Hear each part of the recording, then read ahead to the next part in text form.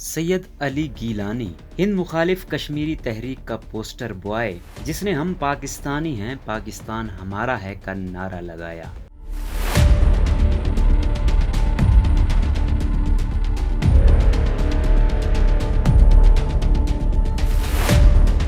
سید علی گیلانی کے اجداد مشرق وسطی سے ہجرت کر کے کشمیر میں آباد ہوئے تھے۔ وہ شمالی کشمیر کے سوپور قصبے میں ڈورو گاؤں ایک آسودہ حال گھرانے میں 29 ستمبر 1929 کو پیدا ہوئے۔ ابتدائی تعلیم سوپور میں حاصل کرنے کے بعد وہ اعلیٰ تعلیم کے لیے اورینٹل کالج لاہور چلے گئے، جہاں وہ جماعت اسلامی کے بانی مولانا مودودی کے خیالات اور علامہ اقبال کی شاعری سے بے حد متاثر ہو کر لوٹے۔ سید علی گیلانی نے علامہ اقبال کی فارسی شاعری کے ترجمے پر مشتمل 3 کتابوں اور خود نوشت سوائے عمری سمیت تقریباً 1 درجن کتابیں بھی تصنیف کی۔ کشمیر واپسی پر انہوں نے جماعت اسلامی میں شمولیت اختیار کی۔ شعر و سخن سے شغف اور حسن خطابت کی وجہ سے بہت جلد جماعت کے اہم رہنما کے طور پر مشہور ہو گئے۔ انہوں نے 1977، 1972 اور 1987 میں جماعت کے ٹکٹ پر الیکشن جیتا۔ مقامی اسمبلی میں وہ مسئلہ کشمیر کے حل کی وکالت کرتے رہے۔ تاہم 87 رکن ایوان میں جماعت کو چند سیٹیں ہی ملتی تھیں، لہٰذا ان کی سیاست اسمبلی کے اندر حاشیے پر ہی رہی۔ آئینی سرگرمیوں کے بعد پاکستان نواز علیحدگی پسندی۔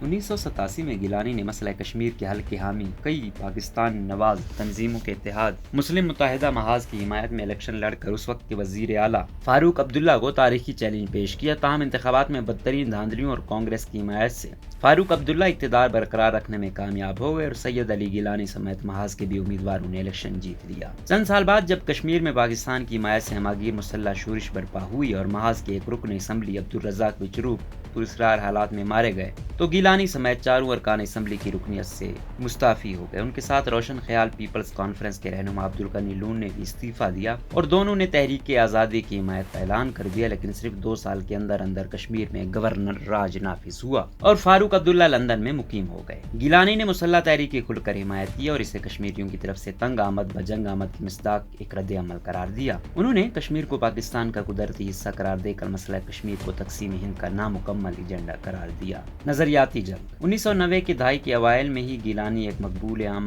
پاکستان نواز رہنما کے طور پر ابھرے، لیکن عبدالغنی لون کے ساتھ ان کے نظریاتی اختلافات کھل کر سامنے آئے۔ گیلانی مسئلہ کشمیر کو اسلامی مسئلہ کہتے تھے، جبکہ لون اسے خالص سیاسی مسئلہ قرار دیتے تھے۔ اسی دوران اسلام آباد نے پاکستان نواز مسلح گروپوں کی کھل کر حمایت کی اور لبریشن فرنٹ جیسی تنظیموں کو نظر انداز کیا، جس کے نتیجے میں حزب المجاہدین، جس کی حمایت دیگر پاکستان نواز گروپ کر رہے تھے، اور بھارت اور پاکستان سے مکمل آزادی کے خواہاں جماعتوں کے درمیان نظریاتی جنگ چھڑ گئی۔ سینکڑوں عسکریت پسند تصادموں میں مارے گئے۔ اسی پس منظر میں گیلانی اور لون نے کل جماعتی حریت کانفرنس کے قیام میں کلیدی کردار نبھایا اور نظریاتی جنگ تھم گئی۔ حریت میں دونوں مکاتب فکر کی جماعتیں تھیں۔ حریت کانفرنس نے اقوام متحدہ کی قراردادوں پر عمل کی بنیادی مطالبہ بنایا اور کشمیریوں، پاکستان اور انڈیا کے درمیان بیک وقت مذاکرات کو متبادل کے طور پر پیش کیا، لیکن 1996 میں سخت ترین فوجی محاصرے میں ہوئے انتخابات کے بعد جب فاروق عبداللہ نے دوبارہ اقتدار سنبھالا تو نئی دہلی نے علیحدگی پسندوں کے ساتھ 2 طرفہ مذاکرات کی کوششوں کا آغاز کر دیا۔ ان کوششوں کی وجہ سے گیلانی اور دیگر رہنماؤں کے موقف واضح طور پر متفادم ہوئے۔ 2002 میں عبدالغنی لون کے قتل کے بعد جب کشمیر میں انتخابات ہوئے تو بڑی تعداد میں لوگوں نے ووٹ ڈالے۔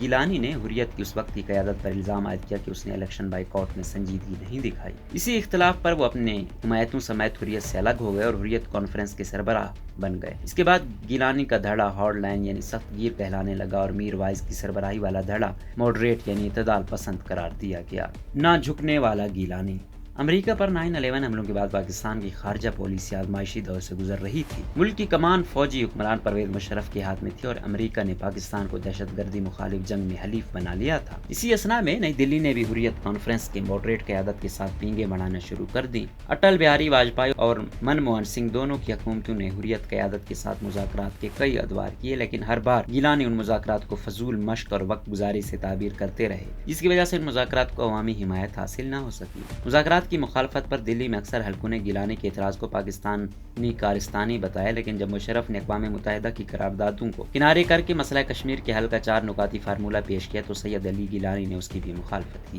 نئی دلی میں پاکستانی سفارت خانے میں مشرف اور سید علی گیلانی کے درمیان 2005 میں ہونے والی ملاقات میں انہوں نے پرویز مشرف سے کہا کہ انہیں کشمیریوں کو اعتماد میں لیے بغیر ان کے سیاسی مستقبل کا یک طرفہ فیصلہ لینے کا حق نہیں ہے۔ گیلانی کی رخصت کے بعد مشرف نے ٹھیٹھ پنجابی میں اپنے ساتھیوں سے کہا، بابا جی نو گل سمجھ نہیں آندی، انہانوں کی پتہ ٹیکٹیکل ریٹریٹ کی ہوندا ہے۔ بابا جی کو بات سمجھ نہیں آتی، انہیں کیا پتہ ٹیکنیکل ریٹریٹ किसे कहते हैं। सेंट्रल यूनिवर्सिटी ऑफ कश्मीर में कानून के प्रोफेसर शेख शौकत हुसैन कहते हैं कि पाकिस्तान को चैलेंज करने से गिलानी की मकबूलियत में इजाफा हुआ, उनका मौक़िफ़ मजीद मजबूत हो गया और वो नौजवानों के लीडर बन गए। एहतजाजी मुजाहरों में नौजवान उनकी तस्वीर एक इनकलाबी रहनुमा के तौर पर बुलंद करने लगे। अपने मौक़िफ़ पर डटे रहने की वजह से नौजवानों ने गिलानी की हिमायत में कई नारे भी इख्तिरा किए। मसलन कौन करेगा तर्जमानी, सैयद अली शाह गिलानी, और ना झुकने वाला गिलानी ना रुकने वाला गिलानी। सैयद अली गिलानी ने कई मरतबा ये दावा किया कि नई दिल्ली के कई मुसालिहतकारों ने उनसे राब्ता करके उनसे मौक़िफ़ में लचक लाने की फरमाइश की। ताहम वो यादा करते रहे कि मसला कश्मीर अक़वाम मुत्तहिदा की करारदादों की रोशनी में हल होना है, और अगर इसमें दिल्ली को दिक्कत है तो पाकिस्तान, इंडिया और कश्मीरी क़यादत के दरमियान बैक वक्त सह फरीकी बातचीत भी एक मुतबादिल है।